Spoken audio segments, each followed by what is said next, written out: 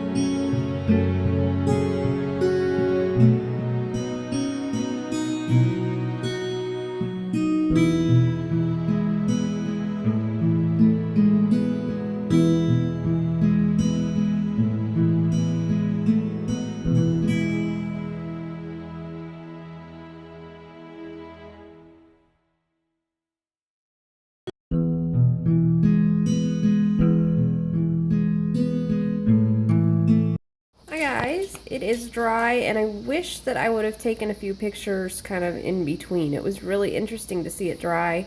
One of the things I learned in this process is that I could not tell the difference when I was working with it between the silvery pearl white and just the Floetrol, because it's kind of a milky white. So as it was drying, I was seeing where it was going to be clear and show the black through, and where that silvery white was going to show up. So not sure what I could do about that, if I wanted to do this again, or you just kind of have to go with it. So that was one thing that I learned. The other thing was, look at this green purple pigment powder showed up green against the white and purple against the black, which was really cool. Excuse me. So I'm not sure if I want to do some hand painting on this. I thought about, I do some pastels over some of my pores, but I think that might be too heavy-handed with this style. So I might do some hand painting or another layer. If you watch Sherry on YouTube, she's one of the ladies I do the challenges with. She does lots and lots and lots of layers. So I could go either direction. I don't know. Let me know what you think in the comments. If you think I should do some more layers with the sort of transparent paints and pigment powders, or if I should do some hand painting over it.